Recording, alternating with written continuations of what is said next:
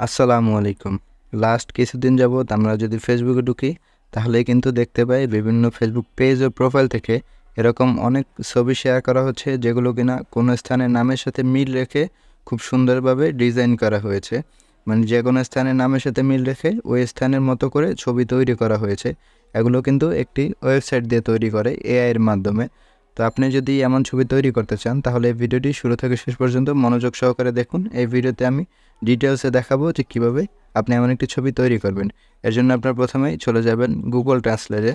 আমি গুগল ট্রান্সলেটে এই কারণে আসলাম যে আপনি যে স্থানের ছবি তৈরি করতে চান সেই ছবি কিন্তু এখানে বিবরণ লিখে ছবি তৈরি করতে হবে। আর ওই ওয়েবসাইটে কিন্তু আপনি বাংলায় লিখে দিলে কিন্তু ছবি তৈরি করতে পারবেন না, এখানে আপনাকে ইংলিশে লিখে দিতে হবে।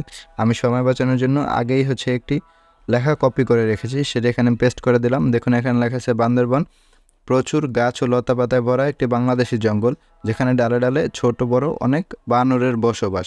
লেখাটা আমি এখানে বাংলা লিখলাম, তাহলে নিচে ইংলিশ চলে আসলাম, এখানে জাস্ট ট্যাপ করে লেখাটি কপি করে নিলাম। এখন আমি চলে যাব গুগল ক্রোমে। তো আমি গুগল ক্রোমে এসে সার্চ বারে লিখব বিং ইমেজ ক্রিয়েটর। এই যে দেখুন এভাবে BING বিং, তারপর হচ্ছে image creator. Being image creator লিখলে এই ওয়েবসাইটটি আপনাদের সামনে সবার প্রথমে চলে আসবে।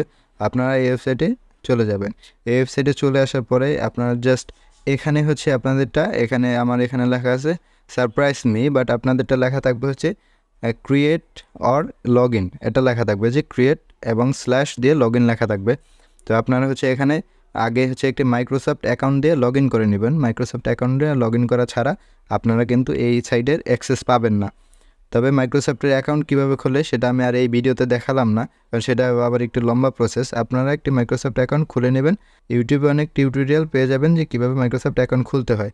এখন আমি যদি আমার কপি করা লেখাটা এখানে পেস্ট করি, দেখুন আমি আমার কপি করা লেখাটা এখানে পেস্ট করে আমি যে ক্রিয়েট নামে যে বাটনটা আছে আমি জাস্ট এখানে একটা ক্লিক করে দিলাম, দিয়ে আমি জাস্ট একটুখানি ওয়েট করব। তাহলে কিন্তু আমাদের সেই লেখা অনুযায়ী মানে বিবরণ অনুযায়ী এখানে ওরা পিকচার দেখাবে। তো এই দেখুন এখানে কিন্তু ওরা 4টি পিকচার অলরেডি শো করেছে। আমি যদি আপনাদেরকে একটু ভিউ করে দেখাই তাহলে দেখুন এই যে আমি লিখেছিলাম বান্দরবান, যেখানে একটি ঘন লতাপাতা ঘেরা জঙ্গলের মাঝখানে অনেক বানরের বসবাস। দেখুন এই একটি ছবি, আর এই আরেকটি ছবি। আমি পাশে যদি দেখাই এই আরেকটি ছবি, আর এই আরেকটি ছবি।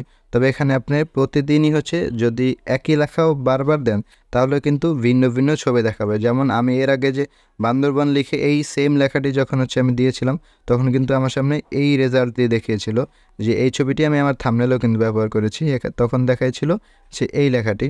এখন আমি যদি আপনাদের অন্য আরও একটি লেখা দেখাই, আমি এটা এখান থেকে ব্যাক করে দিলাম। আমি ব্যাক করে এখন আমি আবার গুগল ট্রান্সলেটে চলে যাব। আমি গুগল ট্রান্সলেটে চলে এসে আমি এখানে অন্য কিছু একটি লিখব। আমি জাস্ট হাতির ঝিল লেখাটি আমি এখানে আপনার দেখাতে চাই, সেটা আমি আগে কপি করে রেখেছি। আমি জাস্ট এখান থেকে পেস্ট করে দেবো হাতির ঝিল। এই যে আমি পেস্ট করে দিলাম। হাতির ঝিল বাংলাদেশি শহরের মধ্যে ছোট্ট একটি পানির ঝিল, আর সেই পানির ঝিলে অনেক হাতি এবং সেই ঝিলের উপরে ছোট্ট একটি ব্রিজ। এই লেখাটি আমি এখানে লিখেছি। আপনার আরও ডিটেলসে রাখলে আর সুন্দর ইমেজ আসবে। এখান থেকে আমি জাস্ট কপি করে নিলাম। কপি করে আমি চলে যাব আবার গুগল ক্রোমে। আমি এই যে গুগল ক্রোমে চলে এসে এই যে এখানে ওই যে বান্দরবান ওটা লেখা আছে, আমি জাস্ট এখানে ক্লিক করে লেখাটি কেটে দিলাম এবং আমি আমার লেখাটা পেস্ট করে দিলাম এখানে। এখন আমি আবার যদি ক্রিয়েটে ক্লিক করে জাস্ট একটুখানি ওয়েট করব। আমি এই যে দেখুন আমি একটু সময় ওয়েট করার পরে এমন একটি রেজাল্ট চলে আসছে।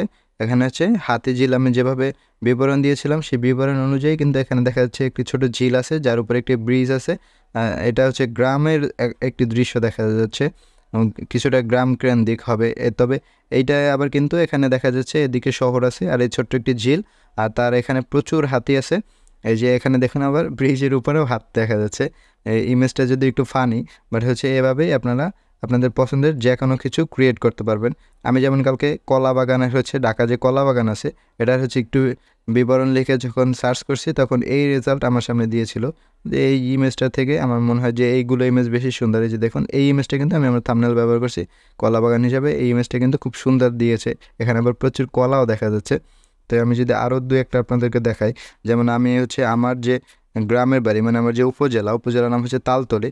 আমি তালতলি লিখে যখন সার্চ করি যে সেখানে অনেকগুলো তাল গাছ, লাইক তাল গাছের নিচে একটি বাজার, এমন লেখা আমি যখন লিখে সার্চ করি এইটি আমার সামনে আসে। দেখুন এটা খুব সুন্দর একটা গ্রামীণ বাজার দেখা যাচ্ছে, যেটি আবার তাল গাছের নিচেও দেখা যাচ্ছে। এই যে এখানে যে দেখেন এই ইমেজটি হচ্ছে আমার থাম্বনেলে আছে, এই ইমেজটি আমার খুবই পছন্দ হয়েছে। দেখুন এখানে দেখা যাচ্ছে যে একটু গ্রামীণ বাজার, যেখানে মাঝখান দিয়ে ছোট একটি খাল আর দুই পাশে হচ্ছে অনেক দোকান এবং হচ্ছে যেখানে বাজার দেখা যাচ্ছে। এই যে দেখুন এটা একটি বাজার, গ্রামীণ একটি বাজার পরিবেশ।